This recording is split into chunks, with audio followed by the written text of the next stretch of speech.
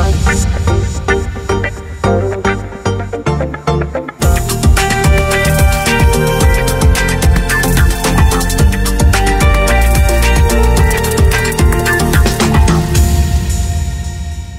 bonsoir tout le monde, bienvenue à la séance de conseil du mardi 3 septembre 2024.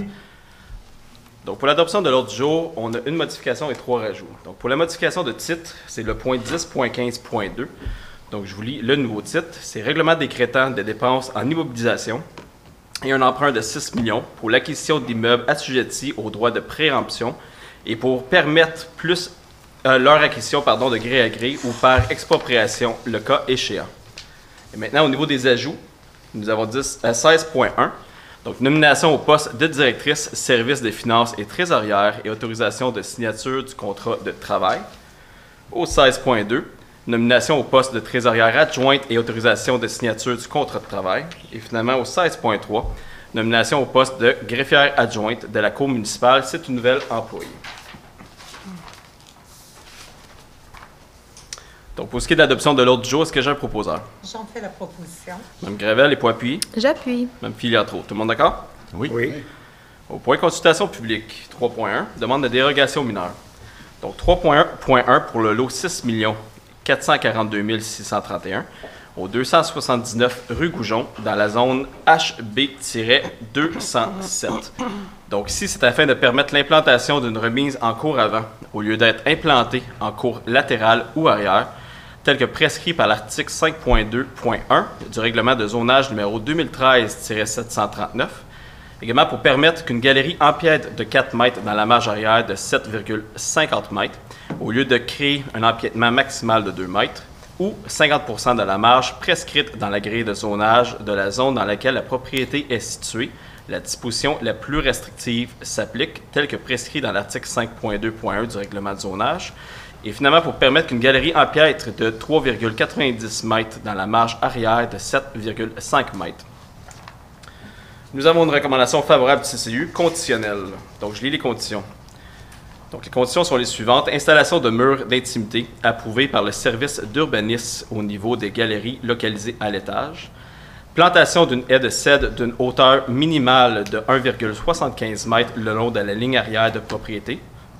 Plantation de cèdre d'une hauteur minimale de 1,75 m au pourtour de remise.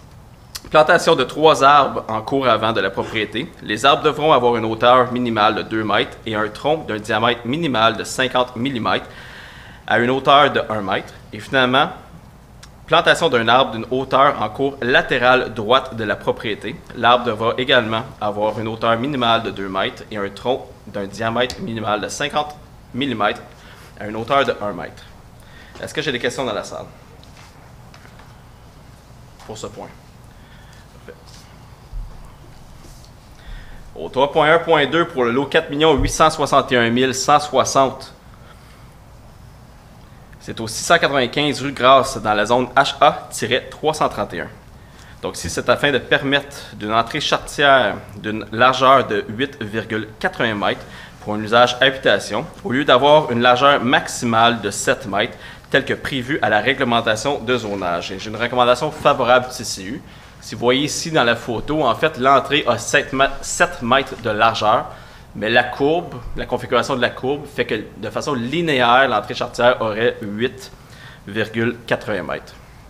Est-ce que j'ai des questions dans la salle?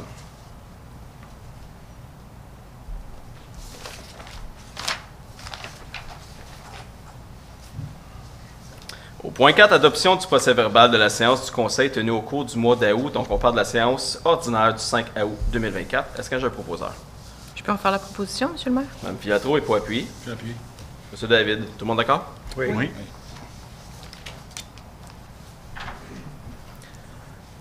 Au point 6, période d'information et de questions. Donc, premièrement, j'aimerais vous annoncer le lancement officiel du budget participatif 2025. Donc, c'est la 3e édition. Donc, c'est dès aujourd'hui jusqu'au 4 octobre, on inviterait la population à soumettre vos projets. Des projets comme qu'on a eu dans les 2 premières éditions, qui ont été un franc succès, je dois dire. La population en a non seulement participé au niveau de la soumission des projets, mais aussi au niveau du vote. Donc, c'est ce qu'on aime, honnêtement. Vous avez un contrôle sur une part du budget municipal, puis on est toujours très fiers de pouvoir livrer ces beaux projets.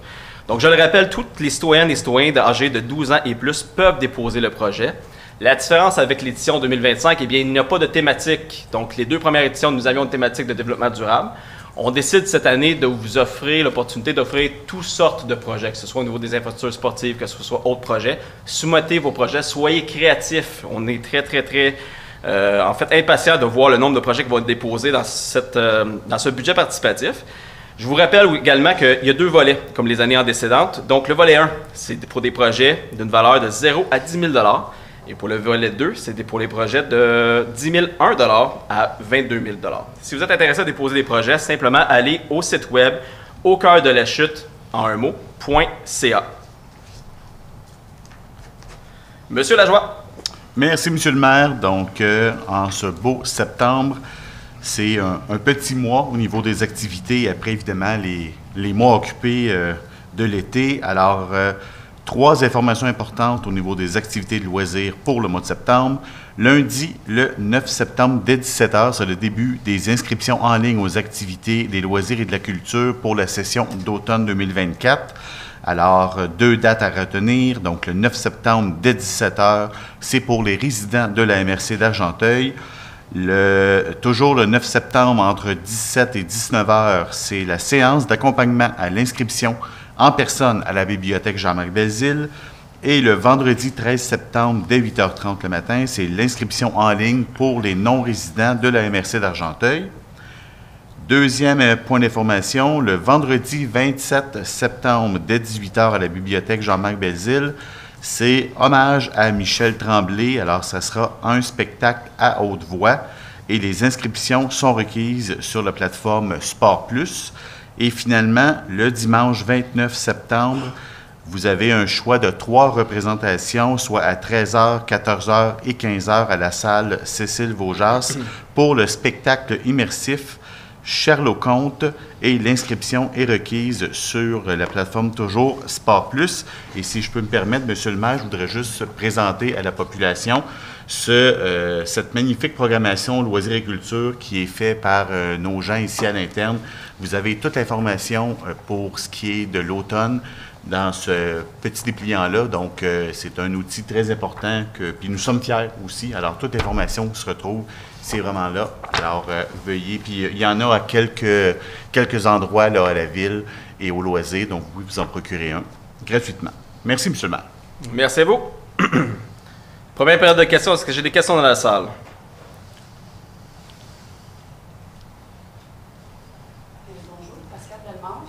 Résidente de la MRC d'Argenteuil. En fait, je ne suis pas résidente de la chute, mais comme c'est la chute qui gère la piscine de la MRC d'Argenteuil, mais je m'en viens ici aujourd'hui pour vous poser 2 questions en lien avec les corridors de nage.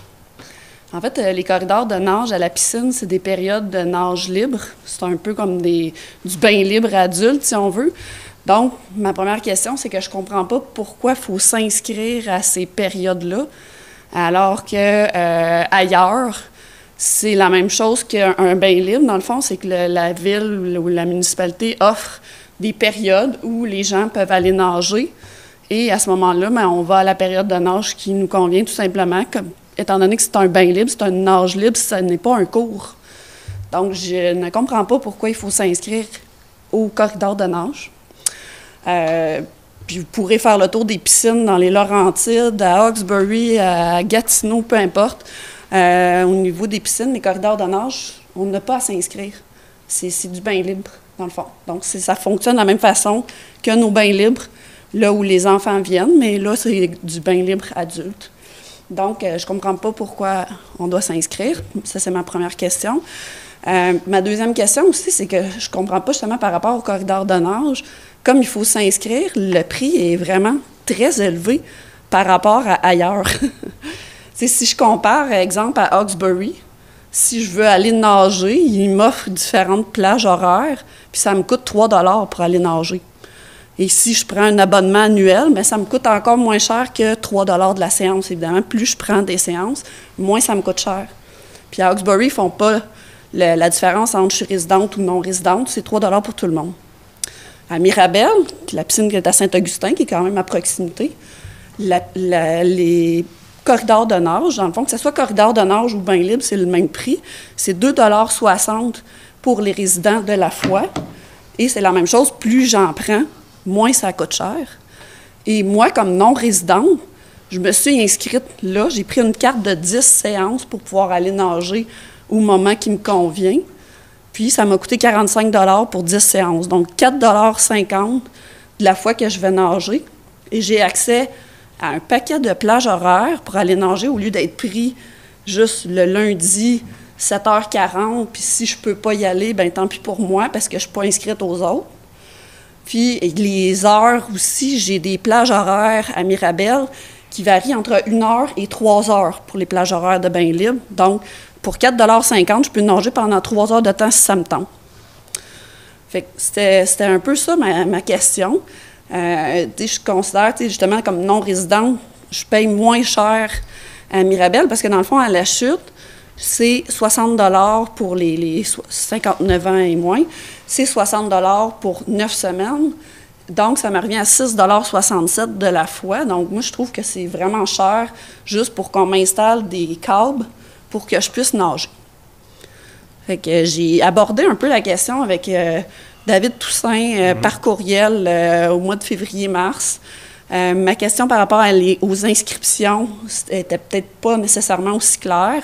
Par contre, par rapport aux frais, bien, moi, il m'avait dit que cet été, il était pour avoir des discussions par rapport aux frais, que ça faisait longtemps que c'était les mêmes frais. Puis en fait, les corridors de nage, moi, je pense que ça part du fait qu'avant, c'était le Club des maîtres.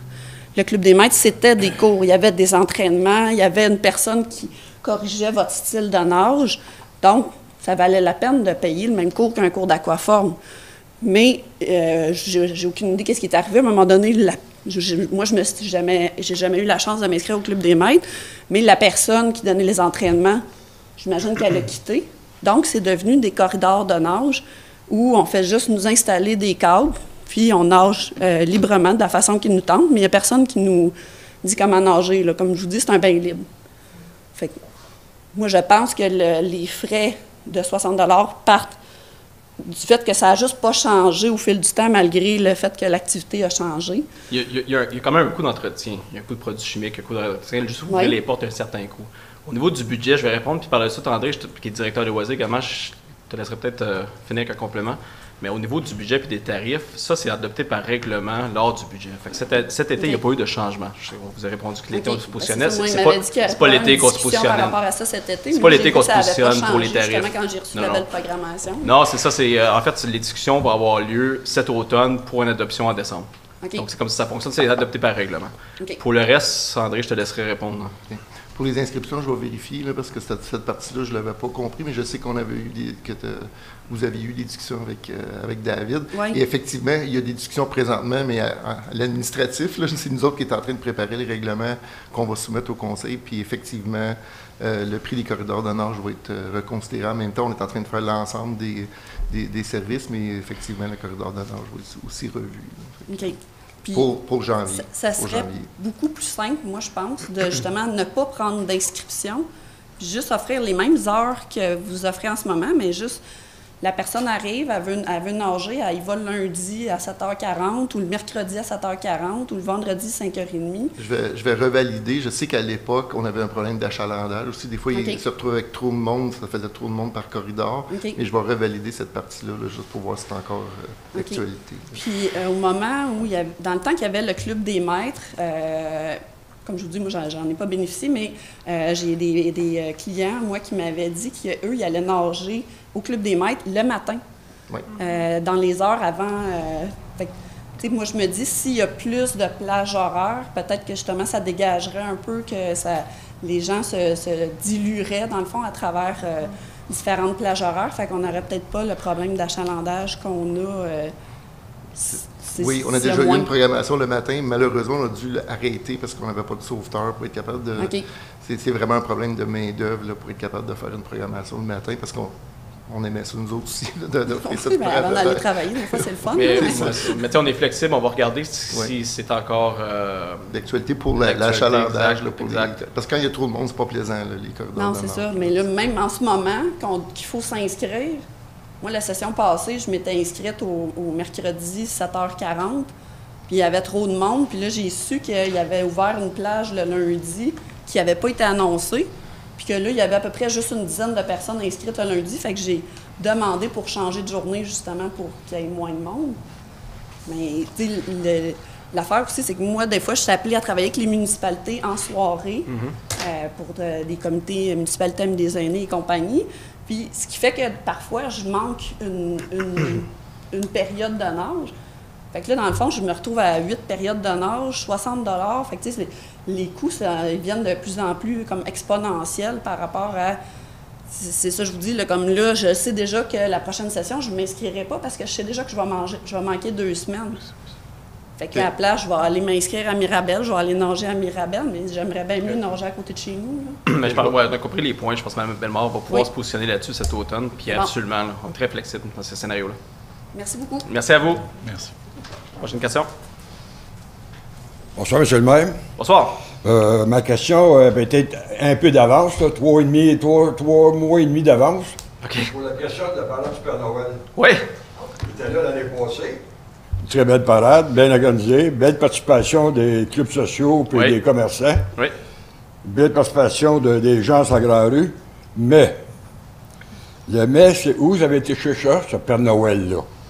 Dans la tête d'un Père Noël qui sort d'une lampe magique, habillé en arabe et en mauve, avec une barbe grise, même comme un chicot.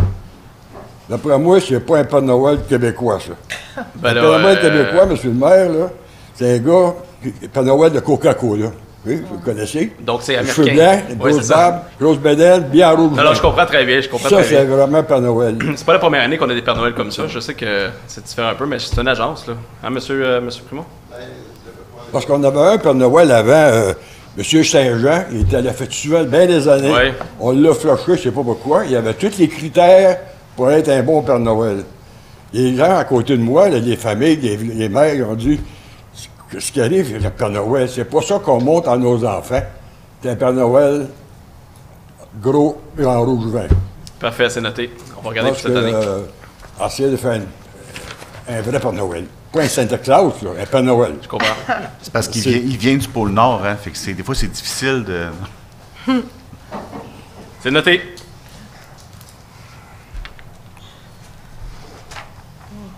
Au 7.1, rapport du directeur général selon l'article 10.2 du règlement sur la gestion contractuelle, c'est un dépôt.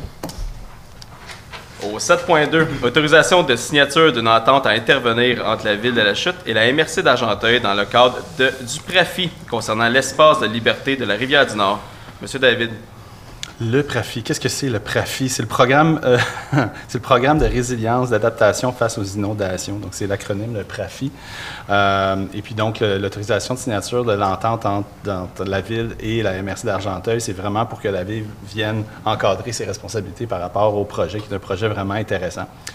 Dans ce projet-là, le gouvernement du Québec a adopté un plan de protection du territoire face aux inondations en 2018, un plan d'action gouvernementale en matière d'aménagement du territoire pour assurer la sécurité des personnes et la protection des biens en zone inondable au Québec. Vous le savez, vous en entendez beaucoup parler, beaucoup d'efforts qui sont faits depuis longtemps, mais là, on vient préciser les responsabilités puis notre entente avec la MRC.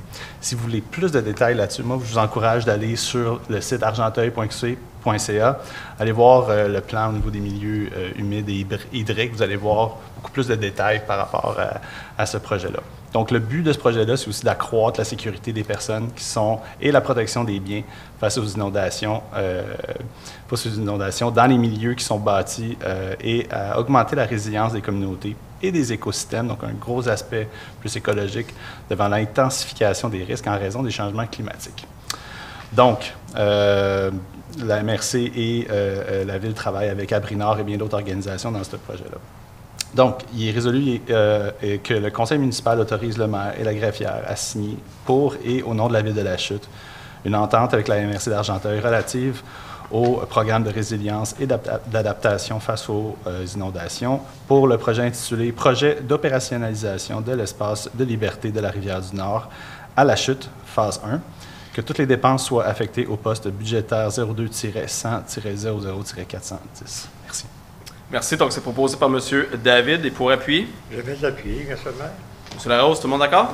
Oui. Oui. Au 7.3, autorisation de signer une convention d'aide financière dans le cadre du programme d'infrastructure municipale d'eau, c'est le fameux PRIMO, 2023, volet 2, renouvellement des conduites d'eau de la rue Watson. Mme Cyr Desforges. Merci, Monsieur le maire. Alors, c'est pour une demande d'aide financière auprès du programme d'infrastructure municipale d'eau pour les travaux de renouvellement des conduites sur la rue Watson. Nous avons reçu une lettre datée du 12 août 2024 de Mme Julie Baudouin, directrice générale des infrastructures d'eau, qui nous confirme que le projet de la Ville de la Chute est admissible à une aide financière de 1 532 105 $ dans le cadre du volet 2 du programme d'infrastructure municipale d'eau. La Ville de la Chute a pris connaissance du guide relatif au programme. Alors, je propose que le conseil municipal prend acte de la convention d'aide financière au PRIMO 2023, que le conseil municipal autorise la signature du protocole d'entente avec la ministre des Affaires municipales et de l'Habitation relatif à l'octroi d'une aide financière dans le cadre du volet 2 du programme d'infrastructure municipale d'eau aux fins de réaliser les travaux de renouvellement des conduites sur la rue Watson pour une aide financière de 1 532 105 $.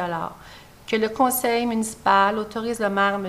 Bernard Bigras-Denis, à signer le dit protocole d'entente pour et au nom de la Ville de la Chute, ainsi que tout autre document pour donner plein effet à la présente résolution. Merci. Donc, proposé par Mme Cyr Desforges. Est-ce que j'ai quelqu'un pour appuyer? Je vais l'appuyer, M. le maire. M. Lajoie, tout le monde d'accord? Oui. Oui. Au 7.4, révision périodique d'une demande de reconnaissance d'exemption des taxes foncières pour l'immeuble situé au 634 rue Lafleur, propriété de Royal Canadian Legion Branch 70. Monsieur David. Ça s'explique pratiquement par le titre, mais on vient supporter différentes organisations. On va le faire tout de suite après pour la Citadelle. Donc ici, il est résolu que le conseil municipal, tout en s'attendant, tout en s'en remettant à la décision à venir, la Commission municipale du Québec indique qu'il ne s'objecte pas à la confirmation de reconnaissance aux fins d'exemption de toute taxe foncière pour l'immeuble situé au 634 rue Lafleur, propriété de la Royal Canadian Legion Branch 70, quant à la demande reçue le 29 avril 2024. Merci. Donc, c'est proposé par M. David et pour appuyer. Je vais appuyer. Mme Cyr Desforges, tout le monde d'accord? Oui. Oui. Au 7.5, demande d'exemption de taxes de la Citadelle de la Chute pour un immeuble situé à la Chute. Monsieur David. Donc, encore une fois, une exemption de taxes, une question de l'exemption de taxes accordée par la Commission municipale du Québec. Donc, il est résolu que le conseil municipal, tout en s'attendant à la décision à venir de la Commission municipale du Québec, indique qu'il ne s'objecte pas à cette demande de confirmation de la reconnaissance aux fins d'exemption de toute taxe foncière de la Citadelle de la Chute pour un immeuble situé à la Chute et ne requiert pas d'audience. Merci. Merci. Donc, proposé par M. David et pour appuyer. Je vais appuyer. M. Larose, tout le monde d'accord? Oui. Oui. Au 7.6, renonciation à un droit de préférence pour le lot 4 239 734, ainsi que dans la quote-part de la partie commune étant le lot 4 239 737 du cadastre, placement Claude Camiran, incorporé au 4 rue Adair. Monsieur Lajoie. Merci, M. le maire. Donc, un dossier un peu technique qui concerne la rue Adair dans le secteur de l'aéroport. Alors, c'est un acte de vente et un ensemble de facteurs qui fait en sorte que je vous lis comme suit, que le conseil municipal renonce à l'exercice du droit de préférence créé en faveur de la Ville de la Chute au terme de l'acte de vente publié à Argenteuil sous le numéro 13 366 539 et mentionné dans l'acte publié dans l'Argenteuil sous le numéro 15 620 610 du cadastre du Québec, affectant le lot, plutôt 4 239 734 de la circonscription foncière d'Argenteuil, ainsi que la quote-part de la partie commune, et que le maire et la greffière soient autorisés à signer tout document nécessaire pour donner plein effet à la présente résolution si requis. Alors, ça concerne le 4 rue Adair à la Chute. Merci. Donc, proposé par M. Lajoie et pour appuyer. Je vais l'appuyer. Mme Gravel, tout le monde d'accord? Oui. Au Point 7.7, production de l'État des taxes foncières impayées et ordonnance de vente à l'enchère publique des immeubles concernés. Monsieur Lajoie. Merci, M. le maire. Donc, comme le titre l'indique, ça concerne les taxes non payées, taxes foncières impayées. Donc, que le conseil municipal accepte et entérine les recommandations mentionnées au rapport soumis, d'ordonner à la greffière adjointe ou à la greffière de procéder à la vente des immeubles pour défaut de paiement des taxes municipales et ou scolaires à l'enchère publique, qu'aucune enchère en ligne ou à distance ne sera prise en considération dans le cadre de la vente, de déterminer que les prix d'acquisition des immeubles ainsi vendus doivent être payés immédiatement après l'adjudication et qu'à défaut, pour le plus l'enchérisseur de payer le montant dû, tout immeuble est dévolu au second. Est-ce que je dois tout le lire, Mme la greffière? Non? Parfait. Alors, écoutez, on va aller à d'autoriser le maire et la greffière adjointe à signer pour et au nom de la Ville de la Chute tous les actes et documents prévus en vertu des articles 525, 532, 533 et 538 de la Loi sur les cités et villes relativement aux immeubles adjugés suite à la vente pour défaut de paiement des taxes qui aura lieu le 27 novembre 2024 à 10 h, notamment tout acte de vente à la Ville de la Chute concernant les lots adjugés à celle-ci, tout acte de vente final au jet judiciaire et tout acte de retrait. Merci. Proposé par M. Lajoie. Je suis content que ce soit vous qui avez eu ce mot-là. Oui, mais je vous le dis pas. Parfait. Proposeur. Est-ce que j'ai quelqu'un pour proposer? Proposer, pour appuyer, pardon. Oui, j'appuie. Mme Gravel, tout le monde d'accord? Oui. Au 7.8, octroi de contribution financière, M. David. Donc, encore une fois, comme vous le savez, peut-être pas, mais on a doublé le budget cette année au niveau des contributions financières. On est toujours très, très content d'appuyer différents organismes et différents événements.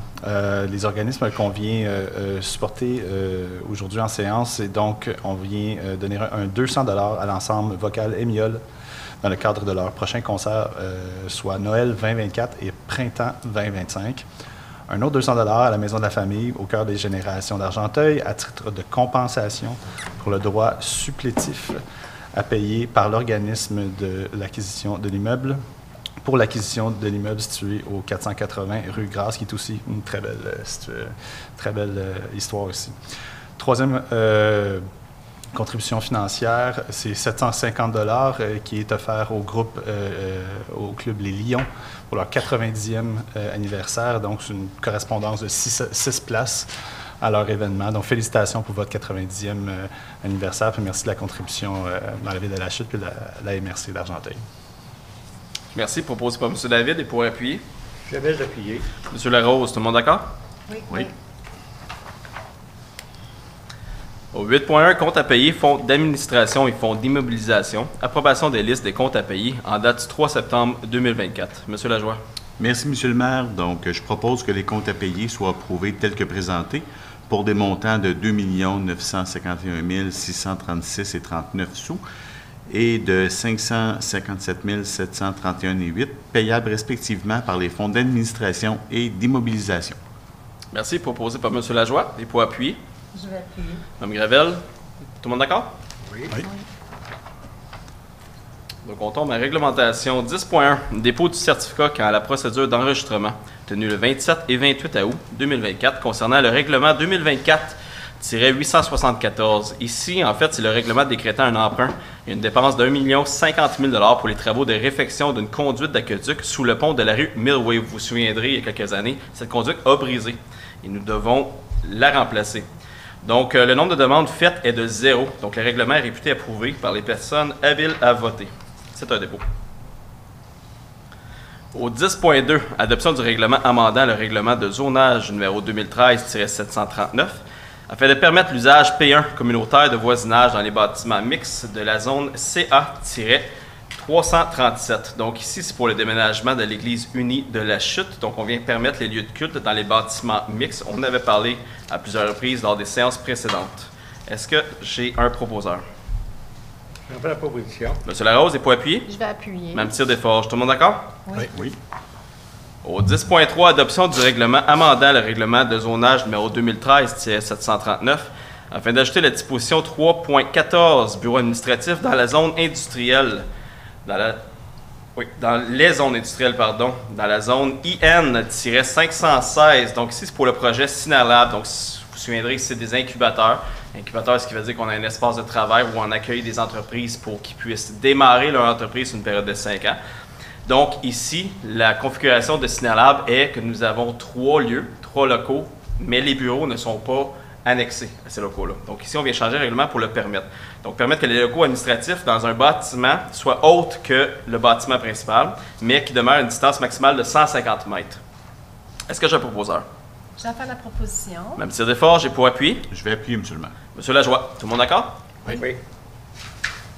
Maintenant, pour les points 10.4 à 10.13, ce sont tous en lien. Donc, je vais faire une explication afin d'adapter les règlements, parce que les règlements, ça peut aller assez rapidement, puis on veut prendre du temps pour l'expliquer. Donc, depuis les 2 dernières années, le département de l'urbanisme, l'administration et les élus, on travaille de façon acharnée sur un nouveau plan de densité, un nouveau plan de développement résidentiel. Pourquoi? Eh bien, on le sait, lorsqu'on a fait notre campagne électorale, on se faisait dire que, tout simplement, la densité doit être contrôlée. On ne peut pas la faire n'importe comment. Et évidemment, ils ont raison. La population a raison ainsi. Et on l'a senti, on entend souvent parler. On a une pression démographique, par contre, qui est très, très forte dans les Laurentides, et particulièrement ici dans la MRC d'Argenteuil. C'est assez simple. Eh bien, on est rendu là. T'sais, on est un peu en retard sur les autres municipalités avoisinantes où leurs terrains sont saturés et tout. Eh bien, on est rendu là. Le luxe qu'on a, par contre, c'est de prendre notre temps puis bien faire les choses, bien faire le développement. Donc, on a décidé de se positionner sur un changement. En fait, c'est un changement majeur qui affecte l'entièreté du règlement d'urbanisme. Et vous allez voir, je vais l'expliquer. Pour obtenir un développement qui s'intègre davantage au cadre bâti existant afin de protéger le patrimoine et protéger les quartiers existants. Donc, la densité, oui, mais pas à tout prix, pas n'importe où et pas n'importe comment. Et c'est là-dessus qu'on a travaillé. Et je tiens à remercier le département de l'urbanisme, l'administration et également les élus pour ça. Parce que c'est quand même un travail acharné. Vous allez voir le nombre de grilles d'urbanisme qui a été modifié. Puis ça va nous permettre d'avoir une vue d'ensemble, une vision de développement pour pouvoir livrer ce que la population nous a demandé. Donc, pas des tours à l'intérieur des quartiers résidentiels et un respect des quartiers existants. Un peu comme qu'on a livré pour le quartier La Lorraine, le développement La Lorraine, où on a été capable d'harmoniser le développement résidentiel avec la nature. Donc, on y va. Donc, il y a 6 règlements, 6 changements majeurs que vous voyez ici à l'écran. Donc, c'est le règlement sur l'application des règlements d'urbanisme, le règlement de zonage, le règlement de PIA. C'est quoi un PIA? C'est le plan d'implantation et d'intégration architecturale. Règlement sur les usages conditionnels, règlement sur les PPC-, et finalement, règlement sur les zones incitatives. Maintenant, on va y aller en détail par point. Et je tiens à dire que le premier point est assez innovant parce qu'il n'y a pas beaucoup de municipalités au Québec qui le font. Je suis assisté en fait au forum d'habitation à Laval, qui est une initiative de Laval et Longueuil, et ça a été présenté comme un moyen de densification douce pour respecter les quartiers résidentiels. Ça se fait dans certaines villes américaines, ça se fait en Ontario. Toronto s'est positionné là-dessus récemment. Portland est un exemple aux États-Unis de ce type d'habitation-là. Et ça a commencé à se parler au Québec. Donc, je suis fier de dire que la Chute va être une des premières municipalités au Québec de pouvoir le permettre. C'est quoi des UHA? C'est quoi de l'habitation, en fait, des unités d'habitation accessoires? En fait, c'est des logements annexés à la résidence, un logement aménagé dans un bâtiment existant ou un bâtiment détaché du bâtiment principal. Donc, ce qui veut dire, c'est un peu comme des bachelors, mais annexés à des maisons, ou c'est des mini-maisons dans des fonds de cours, de terrain avec des superficies assez grandes qui peuvent l'accueillir. Ça permet donc l'accessibilité de logement. C'est souvent beaucoup moins dispendieux d'aménager. Et ça permet également le logement intergénérationnel pour garder la famille à la maison plus longtemps. Donc ça, c'est la première mesure qui a été modifiée. On le permet maintenant. Maintenant, on est au niveau du règlement de zonage. Les règlements qui ont été modifiés sont les suivants. Dans le fond, je vais vous présenter seulement les gros points. Par là, je vais vous expliquer comment on va venir vous l'expliquer plus en détail. Donc, en tout, il y a 192 grilles d'urbanisme qui ont été modifiées. C'est énorme comme travail qui a été fait et c'est ce qu'on vient déposer ce soir. On a fait la création de 4 nouvelles zones et redécoupé 3 zones du plan de zonage. Pourquoi? Eh bien, il y a plusieurs zones qui avaient plusieurs usages à l'intérieur de ces zones-là. Je donne un exemple, du résidentiel mélangé avec du multilogement. En redécoupant ces zones-là, on garde le résidentiel avec le résidentiel et le multi avec le multi, et ça évite de mélanger ces usages-là à l'intérieur des lots. D'un exemple, il y a 3 résidentiels, celle du centre se fait démolir pour une raison X, mais on ne pourrait pas dans ces zones-là avoir du multi ou autre. Ensuite, on a l'introduction des UHA, ce que je viens d'expliquer dans le périmètre d'urbanisation, mais aussi, on vient permettre l'intergénérationnel à l'extérieur du milieu urbain. Vous vous souviendrez, lorsqu'on est rentré en fonction, on a intégré, on a permis l'intergénérationnel à l'intérieur d'un bâtiment, mais en milieu urbain. Ici, on vient le permettre en l'ensemble de la municipalité. Ensuite, on a une modification de 12 zones pour diminuer la hauteur des bâtiments. On se faisait beaucoup dire ce qui était présentement approuvé, donc ce qui était déjà adopté par un règlement antécédent. Eh bien, plus souvent, les gens disaient on ne peut pas avoir ce type de construction-là, c'est trop haut. En fait, donc on est venu pour 12 zones diminuer la hauteur permise. On est venu également modifier 4 zones commerciales pour augmenter la hauteur des bâtiments, mais seulement celles qui sont loin des quartiers résidentiels. Donc, on doit développer. Il y a un règlement provincial qui nous oblige à avoir 18 logements à l'hectare, donc en moyenne. On ne peut pas se sauver de la densité, puis on a besoin. Ça coûte quand même moins cher de développer une certaine densité. Ça permet d'amortir les infrastructures. Mais on a une certaine demande aussi pour les projets de moyenne densité. Mais on ne voulait pas le mettre n'importe où. On s'était déjà engagé de protéger les quartiers résidentiels. Donc, on s'est assuré que les zones où on protège, en fait, où on permet une plus grande hauteur, plus d'étages, je devrais dire, eh bien, sont loin des quartiers résidentiels.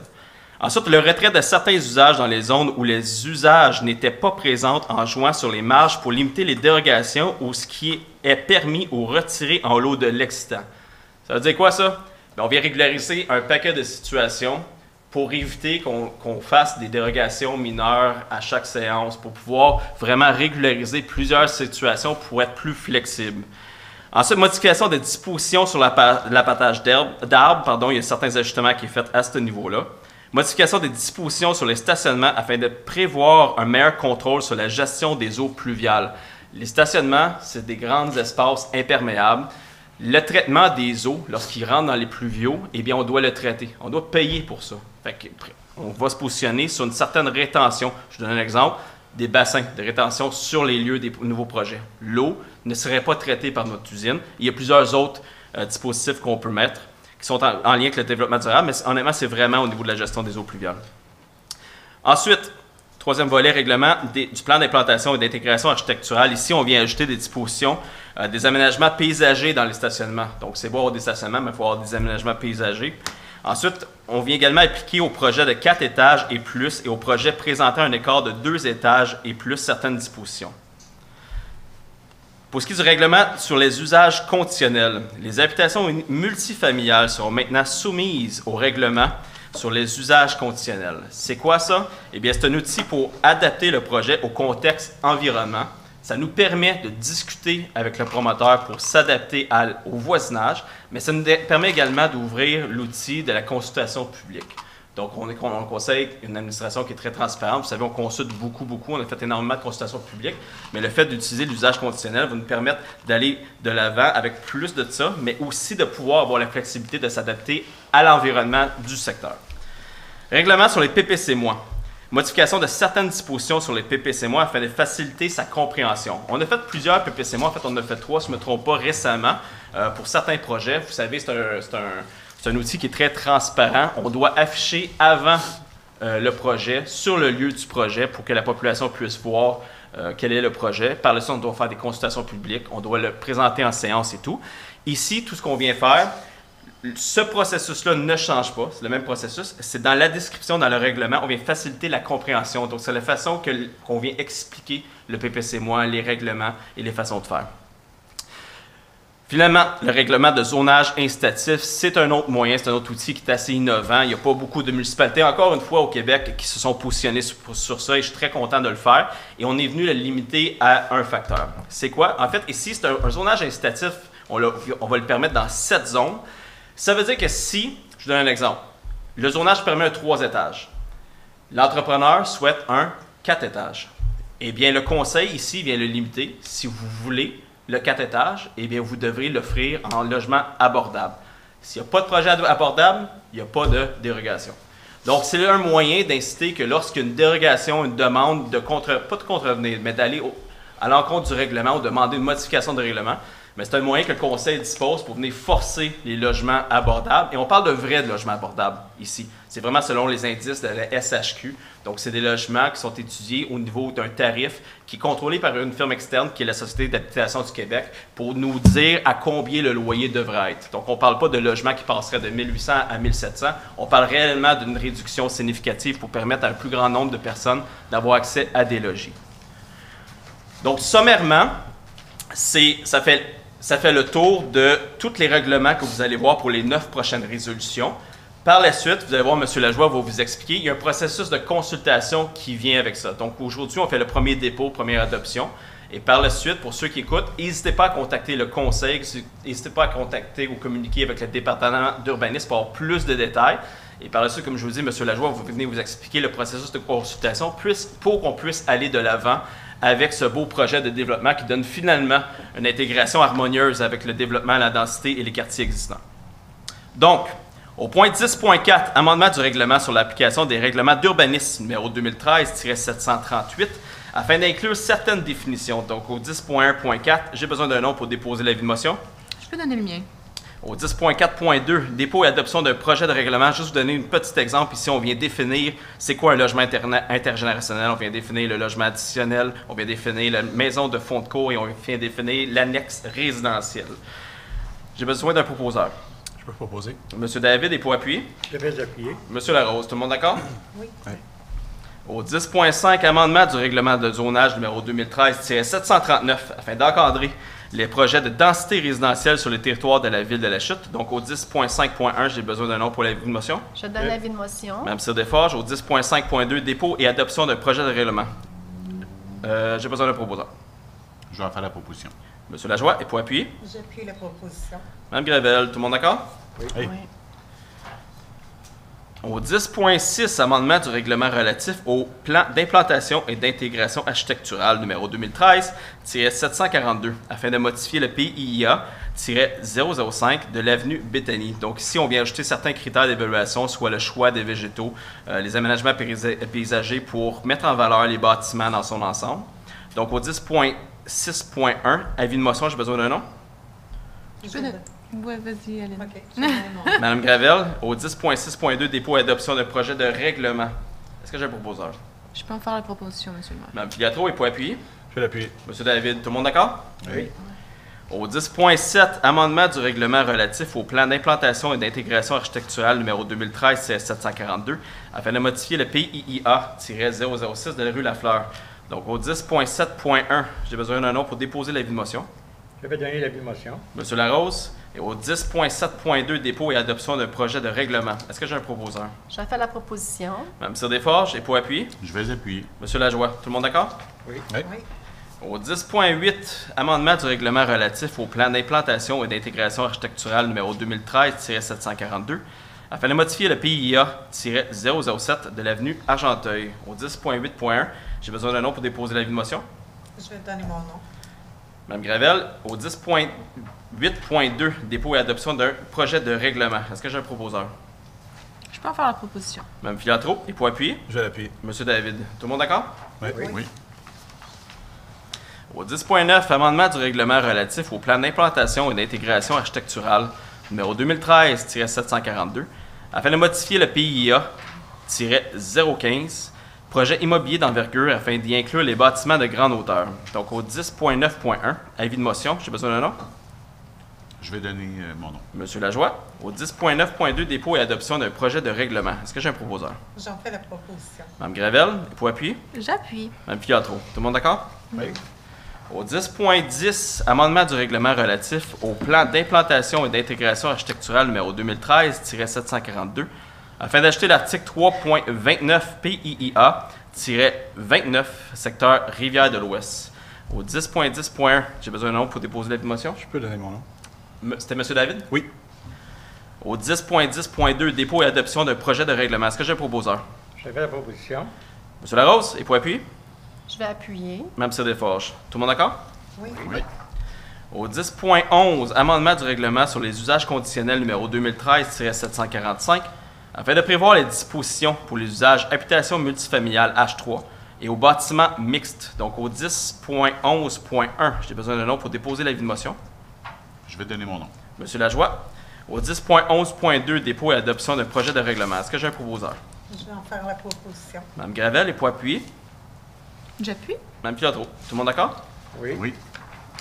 Au 10.12, amendement du règlement sur les PPC- numéro 2015-768 afin de modifier les dispositions relatives aux usages H3 habitation multifamiliale et les projets intégrés d'habitation. Donc, au 10.12.1, j'ai besoin d'un nom pour l'avis de motion. Je peux donner mon nom. Mme Pietro. Au 10.12.2, dépôt et adoption d'un projet de règlement. Est-ce que j'ai un proposeur? Je peux en faire la proposition. Monsieur David, et pour appuyer? Je vais appuyer. Monsieur Larose. Tout le monde d'accord? Oui. Oui. Et finalement, pour le plan de densité, dernière résolution. Donc, au 10.13, règlement relatif au zonage incitatif. Donc, 10.13.1, j'ai besoin d'un nom pour déposer l'avis de motion. Je vais donner l'avis de motion. Monsieur Larose. Et au 10.13.2, dépôt et adoption d'un projet de règlement. Est-ce que j'ai un proposeur? J'en fais la proposition. Madame Sirdefort, j'ai pour appuyer. Je vais appuyer. Monsieur Lajoie. Tout le monde d'accord? Oui. Oui. Merci beaucoup. Au 10.14, règlement encadrant l'exercice d'un droit de préemption par la Ville de la Chute. Donc, au 10.14.1, j'ai besoin d'un nom pour déposer l'avis de motion. Je vais donner mon nom. Mme Gravel. C'est quoi le droit de préemption? Bien, le droit de préemption, c'est un nouvel outil que les municipalités disposent pour pouvoir avoir un premier droit de refus sur certains terrains. Donc, des terrains, c'est pas n'importe quel terrain qu'on peut cibler. C'est des terrains à vocation, en fait, je vais vous donner des exemples. C'est des terrains où on souhaite avoir des activités communautaires, conservation d'immeubles d'intérêt patrimonial, création de corridors phoniques, développement économique local, protection de l'environnement. Je donne quelques exemples de plus. Espace public, terrain de jeu, implantation et agrandissement d'une école, infrastructures publiques ou communautaires pour les services d'utilité publique et logement social ou abordable. Donc, les municipalités au Québec ont maintenant ce pouvoir de pouvoir cibler certains lots afin d'obtenir, lors de l'exercice, un premier droit de refus pour protéger ces terrains-là ou y aller vers les usages que je viens de mentionner. Par contre, on doit adopter une résolution et on doit par la suite adopter également un règlement d'emprunt pour libérer ou avoir accès à un certain montant qui n'est pas utilisé si on ne fait pas l'acquisition des terrains. C'est juste une réserve qu'on fait avec un règlement d'emprunt pour avoir la flexibilité de pouvoir agir. Pourquoi? Bien, la municipalité dispose de 60 jours suite à l'avis qu'on a, suite à l'offre d'achat que le terrain a. Parce qu'il faut, là je me perds un peu dans mon explication, mais ce qu'il faut savoir, c'est que la municipalité doit en fait accoter, si je pourrais dire en termes québécois, l'offre qui est donnée, donc l'offre marchande qui est donnée au propriétaire. Donc on ne peut pas simplement dire, on va vous offrir moins cher, on doit l'accoter. On dispose de 60 jours pour prendre la décision si on souhaite exercer notre droit de préemption. Donc, ce soir, tout ce qu'on fait ici, c'est faire le dépôt du règlement pour pouvoir avoir accès à cet nouvel outil. On va venir faire le règlement d'emprunt et par la suite, une carte avec les terrains ciblés seront rendus publics et on va communiquer avec les propriétaires de terrains ciblés également. Donc, au 10.14.2, dépôt d'un projet de règlement. Est-ce que j'ai un proposeur? Je peux en faire la proposition. Monsieur Lajoie est appuyé par Monsieur David? C'est un dépôt. Parfait. Au 10.15, règlement décrétant des dépenses en immobilisation et en emprunt de 6 millions pour l'acquisition d'immeubles assujettis aux droits de préemption et pour payer le coût. Donc, au 10.15.1, j'ai besoin d'un nom pour le dépôt de l'avis de motion. Je peux donner mon nom pour l'avis de motion. Mme Pietro. Et comme j'ai expliqué tantôt, dans le fond, ici, c'est vraiment en lien avec le droit de préemption. On doit estimer une certaine valeur pour l'acquisition de les lots. Ce n'est pas automatiquement dépensé, ce n'est pas donc taxé non plus. C'est simplement qu'on doit avoir l'obligation de le faire ainsi. Si les lots ne sont pas vendus, s'il n'y a pas d'offre, et la municipalité, je dois dire peut-être un point que j'ai oublié, on peut toujours refuser. Même si on met un droit de préemption sur un terrain, le terrain obtient une offre que nous, on trouve dérisoire ou trop élevée, on peut refuser, on n'a pas l'obligation d'aller de l'avant et l'acheter. C'est juste d'avoir la possibilité de pouvoir l'acquérir si nécessaire. Donc, au 10.15.2, dépôt d'un projet de règlement, j'ai besoin d'un nom pour le dépôt. Je donne mon nom. Mme Gravel.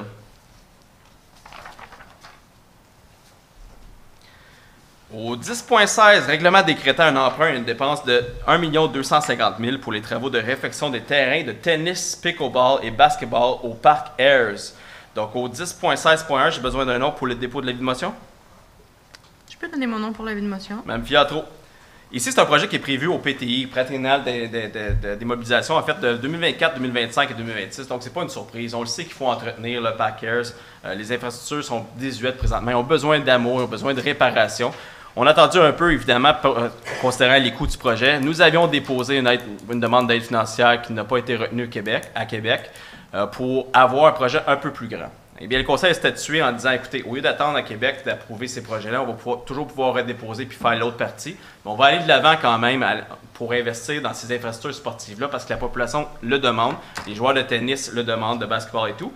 Et également, il y a quand même une bonne nouvelle, on vient ajouter 2 terrains de pickleball également. Donc, on parle vraiment de réfection complète de tout le tennis, réfection complète de tout ce qui est basketball, et l'ajout de 2 terrains de pickleball, qui est un sport de plus en plus en demande. À chaque fois que je fais une activité dans la municipalité, il y a quelqu'un qui me parle de pickleball. Ça vous est arrivé récemment aussi, Mme Gravel. Oui. Donc, on sait que c'est en forte demande, puis il était temps qu'on investisse dans le parc. Donc, au niveau de 10.16.2, dépôt d'un projet de règlement, j'ai besoin d'un nom. Je peux donner mon nom pour le dépôt. Monsieur David. Au niveau des ressources humaines, j'ai pas de point. Travaux publics et génie. 12.1. Adjudication du contrat pour l'entretien hivernal de chemins ruraux 2024 à 2027. Donc, si on est allé en appel d'offres public le 26 juillet 2024 pour l'entretien des chemins, donc on l'a dit, c'est de 2024 à 2027. Le contrat ici est divisé en 2 lots parce qu'il est sujet à des options de renouvellement. Donc, il est proposé que le conseil municipal adjuge à Charex le contrat pour l'entretien hivernal des chemins ruraux comme suit. Donc, 1 228 720 et 32 sous, taxe en su pour le lot 1, du 1er novembre 2024 au 30 avril 2027.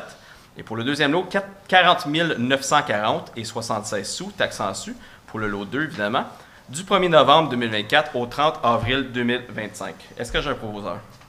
On fait la proposition. Monsieur Larose, est pour appuyer? Je vais appuyer. Mme Cyr-Desforges, tout le monde d'accord? Oui. Oui.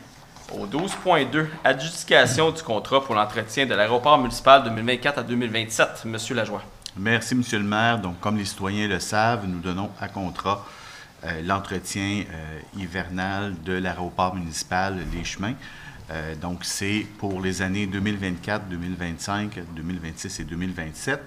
Donc, il y a eu une ouverture des soumissions en présence de quelques employés de la Ville le 22 août 2024.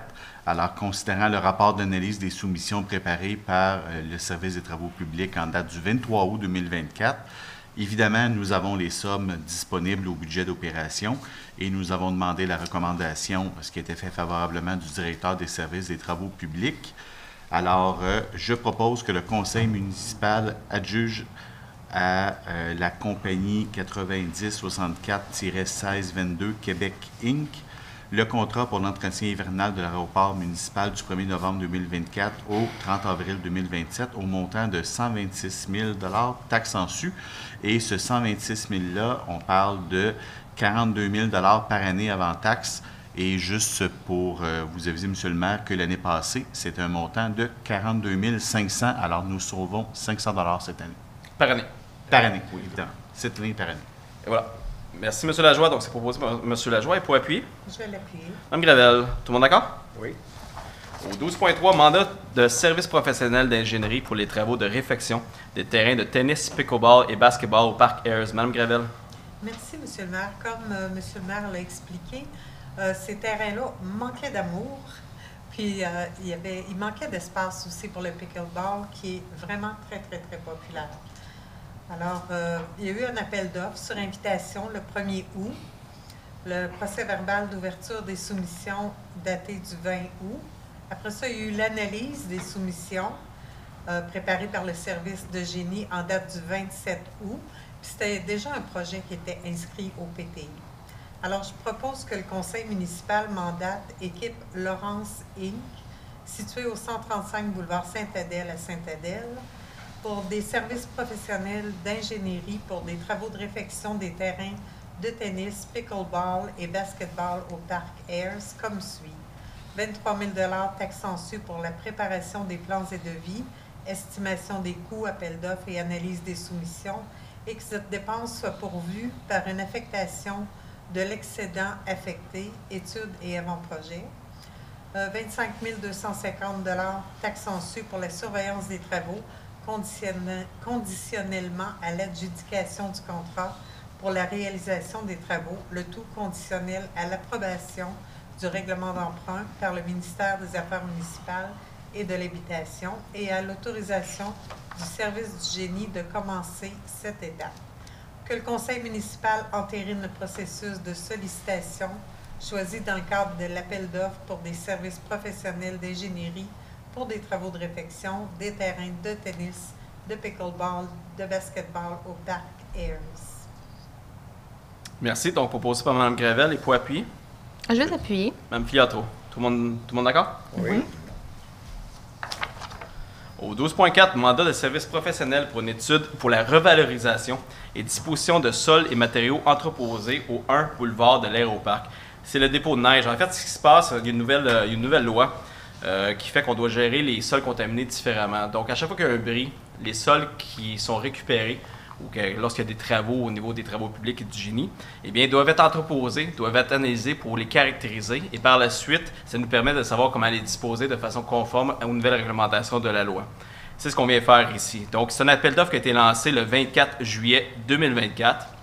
L'ouverture des soumissions était le 22 août 2024. Donc, il est proposé que le conseil municipal mandate Solmatec pour une étude pour la revalorisation et la disposition de sols et matériaux entreposés au 1 boulevard de l'Aéroparc au montant de 35 352 $ taxes en su.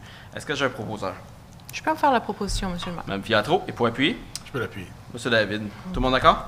Oui. Au 12.5, adjudication du contrat pour la réhabilitation des puits de pompage municipaux. Donc, c'est le puits 1, le puits 2, le puits 7 et le puits 9. Mme Cyr-Desforges. Merci, M. le maire. Alors, comme le titre le dit, c'est la réhabilitation de 4 puits de pompage. Un appel d'offres a été lancé le 9 août 2024. Il y a un procès verbal d'ouverture des soumissions daté du 29 août. Un rapport d'analyse des soumissions préparé par une firme, Technorem, en date du 30 août. Le projet a été inscrit au PTI 24, 25, 26. Les sommes disponibles au règlement d'emprunt. La recommandation favorable de la directrice service du génie. Considérant que ce projet répond à l'action 65 du plan stratégique 2019-2025 de la Ville de La Chute, soit investir dans l'entretien et la prévention de nos équipements et infrastructures, notamment dans un contexte de changement climatique. Alors, je propose que le conseil municipal adjuge à RJ Lévesque et Fils Limité le contrat pour la réhabilitation des puits de pompage municipaux PP1, PP2, PP7 et PP9 au montant de 212 300 $ taxes en su, le tout payable à même le règlement d'emprunt 2022-856. Merci. Donc, c'est proposé par Mme Cyr-Desforges. Et pour appuyer? Je vais appuyer. M. Lajoie. Tout le monde d'accord? Oui. Au 12.6, adjudication du contrat pour les travaux de réhabilitation d'un ponceau existant sur le chemin des Sources. Donc, ici, on a fait l'appel d'offres le 9 août 2024 et les soumissions ont été ouvertes le 29 août 2024. C'est un projet qui était déjà prévu au PTI 2024, 2025 et 2026. Et les sommes sont déjà disponibles à même le règlement d'emprunt 2022-849. Et vous allez voir, c'est dispendieux, mais à la prochaine résolution, on vient demander une aide financière. Donc, il est proposé que le conseil municipal adjuge à Construction FGK Incorporée le contrat pour les travaux de réhabilitation d'un ponceau existant sur le chemin des Sources au montant de 387 9,98 sous avant les taxes et contingences selon le bordereau numéro 1 retenu. Et je l'avais dit, le tout payable à même le règlement d'emprunt 2022-849. Est-ce que j'ai un proposeur? J'en fais la proposition. Mme Cyr-Desforges, il faut appuyer? Je vais l'appuyer. Mme Gravel. Tout le monde d'accord? Oui. Au 12.7, autorisation de présenter une demande d'aide financière selon les modalités établies dans le cadre du programme d'aide à la voirie locale, volet redressement et sécurisation. Donc, le programme d'aide à la voirie locale, c'est quoi? Ça vise à assister les municipalités dans la planification, l'amélioration et le maintien des infrastructures routières. Donc, ici, on a 3 projets qu'on cible. Un sur Thomas Gore, Vide-Sac, et évidemment, le projet que je viens de mentionner, le ponceau sur le chemin des Sources, un ponceau quand même de 4000 mm de diamètre. Donc, en conséquence, il est proposé que le conseil municipal autorise la présentation d'une demande d'aide financière, confirme son engagement à respecter les modalités d'application en vigueur, reconnaît qu'en cas de non-respect de celle-ci, l'aide financière sera résiliée et certifie que M. Benoît Gravel, directeur général, et ou Mme Lilia Tiglet, directrice service du génie, sont dûment autorisés à signer tout document ou entente à cet effet, y compris la convention d'aide financière, lorsqu'applicable, avec le ministère des Transports et de la Mobilité durable. Est-ce que j'ai un proposeur? Je vais en faire la proposition. Monsieur Lajoie, il faut appuyer. Je vais appuyer. Mme Gravel, tout le monde d'accord? Oui. Sécurité publique. Donc ici, on a au 13.1 le dépôt du rapport mensuel du directeur de service de la sécurité incendie pour le mois de juillet. Donc un gros mois.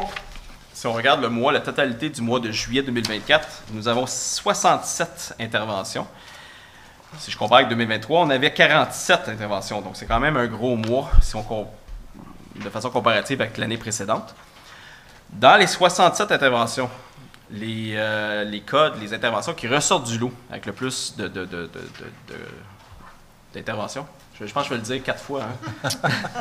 On a incendie en train automatique à 12 fois, incendie feu de véhicule 3 fois, service public, personnes coincées, inondées 3 fois. On a 7 interventions pour les accidents de la route sans désincarcération, 6 interventions de fausses alarmes incendie, défectuosité ou manque d'entretien, 2 interventions pour les alarmes d'incendie gicleurs, 7 interventions pour sorties préventives, qui nous donnent le grand total de 67. Et vous comprendrez que j'ai sauté les 1 intervention. C'est un dépôt. Urbanisme, 14.1, dépôt du rapport des permis et inspections pour le mois de juillet 2024. Donc, pas un gros mois au niveau de l'urbanisme. On a eu plusieurs gros mois avant, mais je vous dirais que juillet, c'est quand même un petit mois comparativement à juillet 2023. Donc, unifamilial, 2 demandes pour une valeur de 650 000. Ensuite, on a un commercial de 250 000 et 11 demandes de piscine, demandes de permis de piscine pour une valeur de 164 000 qui nous donne un grand total de permis de construction juillet 2024 à 14 demandes pour 1 million de dollars. Ensuite, pour ce qui est des permis de transformation, de réparation ou de rajout, donc pour les valeurs de 50 000 $ et plus, 6 demandes de permis pour une valeur de 430 000 $. Et pour les moins de 50 000 $ en valeur, on a 52 demandes de permis pour une valeur de 438 000 $, qui nous donne un sous-total pour les permis de transformation, de réparation ou de rajout à 860 000 $. Le grand total pour juillet 2024, eh bien, c'est 72 demandes de permis pour une valeur de 1,9 million. Si je compare avec juillet 2023, et vous l'avez ici à l'écran aussi, nous avions en 2023 79 demandes de permis pour une valeur de 4,2 millions. Si je regarde une autre statistique aussi, c'est le cumulatif 2024 et 2023. Donc, c'est pour ça qu'il ne faut pas nécessairement y aller par mois, mais il faut y aller par tendance. Et nous avons une valeur de permis 38% supérieure à l'année dernière. Donc, oui, c'est un mois qui est plus faible pour le juillet, mais les autres mois étaient supérieurs à 2023. Maintenant, au niveau des statistiques d'appels et de requêtes, le total des requêtes reçues, on parle de 440 requêtes en juillet. Le total des requêtes fermées, 241. Et le total des appels reçus, 1212. Et une autre statistique aussi, je voulais le dire en juin, puis j'ai oublié, donc je vais le dire en juillet. Je voulais dire la mi-année, donc le total, la différence. Mais bref, pour juillet, on a un total cumulatif de 10 000 appels, ce qui représente une augmentation de 15 % par rapport à 2023. Donc, il y a énormément de personnes qui appellent le service d'urbanisme, que ce soit pour des questions ou des demandes de permis. C'est un dépôt.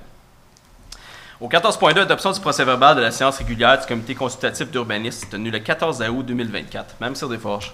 Merci, M. le maire. Alors, considérant les recommandations du comité consultatif d'urbanisme, incluses au procès-verbal de la séance régulière tenue le 14 août 2024, considérant la demande de dérogation mineure pour le 279 rue Goujon et pour le 695 rue Grasse, considérant les consultations publiques tenues séance tenant concernant ces demandes, considérant la demande d'approbation de PIIA pour le 25 rue Émilien, pour le 26 rue de l'Épervier, pour le 432 rue Lafleur et pour le 472 rue Principale, je propose que le conseil municipal entérine les recommandations incluses au procès-verbal de la séance régulière du comité consultatif d'urbanisme tenue le 14 août 2024, à l'exception de la recommandation numéro 2024-59 qui sera reportée à une séance ultérieure puisque les procédures ne sont pas complétées. Merci. Donc, c'est proposé par Mme Sir-Desforges. J'ai pas appuyé. Je vais l'appuyer. Monsieur David, tout le monde d'accord? Oui. Au 14.3, fixation de la date, de l'heure et du lieu de l'Assemblée de consultation publique pour les projets de règlement ayant pour but d'encadrer les projets de densité résidentielle sur le territoire de la ville de La Chute. Monsieur Lajoie. Merci, Monsieur le maire. Donc, comme vous l'avez dit en milieu de séance, alors nous vous proposons un ensemble de projets de règlement qui a pour but d'encadrer des projets de densité résidentielle sur le territoire de la ville de La Chute. Alors, c'est une assemblée de consultation publique où tous les citoyens pourront déposer leurs questions, tant à vous, Monsieur le maire, aux membres du conseil municipal et aussi aux membres qui est responsable de l'urbanisme. Donc, le conseil municipal propose de fixer l'assemblée de consultation publique pour ces règlements au lundi 30 septembre 2024 à 18h ici même à la salle du conseil, et que le maire et les membres du comité d'urbanisme et développement soient nommés pour représenter le conseil lors de cette assemblée de consultation publique. Merci. Donc, c'est proposé par M. Lajoie. Il faut appuyer. Je vais l'appuyer. Mme Gravel, tout le monde d'accord? Oui.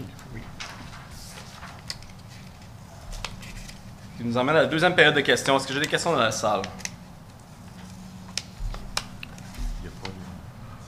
Ah, les variables, pardon.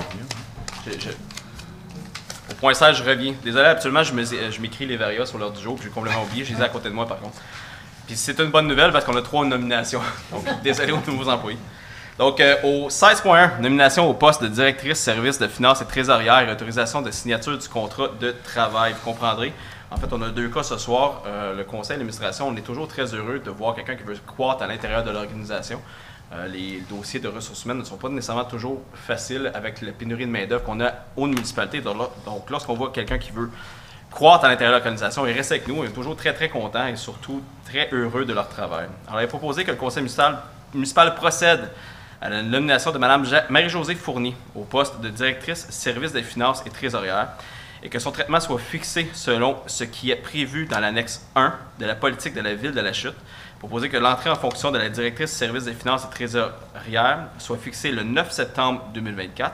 Et finalement, il est proposé que le conseil autorise le directeur général et le directeur des services des ressources humaines et des technologies de l'information à signer, tel que présenté substantiellement, le contrat de travail entre la ville de La Chute et Mme Marie-Josée Fournier. Est-ce que j'ai un proposeur? J'en fais la proposition. Mme Gravel, il faut appuyer. J'appuie. Mme Filiatro, tout le monde d'accord? Oui. Félicitations, Mme Fournier. Au 16.2, nomination au poste de trésorière adjointe et autorisation de signature du contrat de travail. Monsieur David. Encore une fois, on vient rajouter des bras aux différentes équipes. On est très content de ça. Donc, considérant la résolution portant le numéro 2024-09, et j'ai pas la fin, et confirmant la nomination de trésorière adjointe au poste de directrice service des finances et trésorière, considérant qu'il y a une vacance et une recommandation favorable du comité de sélection, on est très content que le conseil municipal procède à la nomination de Julie Sancartier au poste de trésorière adjointe et que son traitement soit fixé selon ce qui est prévu à l'annexe 1, politique de la ville de La Chute, relative aux conditions générales de travail du personnel cadre, adoptée par la résolution 395-11-2020, le 2 novembre 2020, et amendée par la suite au 5 juillet 2021, et la politique et directive concernant la rémunération du personnel cadre, adoptée par résolution également en 2019. Donc, que son entrée en fonction de la trésorière adjointe soit fixée au 9 septembre 2024. Le Conseil autorise finalement le directeur général et le directeur des services des ressources humaines et des technologies de l'information à signer, tel que présenté substantiellement, le contrat de travail entre la Ville de La Chute et Mme Julie Sancartier. Félicitations. Oui, félicitations. Donc, proposé par M. David, il faut appuyer. J'avais appuyé. M. Larose, tout le monde d'accord? Oui. Finalement, au point 16.3, nomination au poste de greffière adjointe à la Cour municipale, c'est une nouvelle employée. M. David. Encore une fois, des bras, on est très contents, toujours au niveau du greffe qui travaille très, très fort. Donc, suite à un affichage, les entrevues et la recommandation favorable, bien sûr, du comité de sélection, le conseil municipal nomme Mme Émilie Vermette, employée col blanc régulière à l'essai en vertu des termes et des conditions définis par la convention collective entre la Ville de La Chute et le syndicat canadien de la fonction publique, section locale 2188 des employés col blanc, et que son arrivée soit fixée au 30 septembre 2024, que le conseil municipal autorise l'embauche de Mme Émilie Vermette dans la fonction de greffière adjointe de la Cour municipale lorsque celle-ci aura complété avec succès la période d'essai de 520 heures de travail, et ce, à la suite d'une recommandation favorable du directeur des services des ressources humaines et des technologies de l'information et de la directrice service des affaires juridiques et greffière. Félicitations, Émilie. Bienvenue. Merci, M. David. Est-ce que j'ai quelqu'un pour appuyer? Je vais l'appuyer. M. Lajoie, tout le monde d'accord? Oui. Oui. Maintenant, pour vrai, 18, levé de la séance. Est-ce que j'ai un proposeur? Période de questions. Ben, on l'a fait. Je relance la période de questions. Vous avez dit non, là, OK? Absolument, c'est au début de la séance que je me trompe, là. C'est pas la fin, là. Pas de questions dans la salle, levé de la séance. Vous me permettez? Parfait. Proposeur. Je vais. On va dire. Mme Desforges, c'est pour appuyer. Je vais appuyer. Monsieur Lajoie, merci. Bonne soirée à toutes et à tous.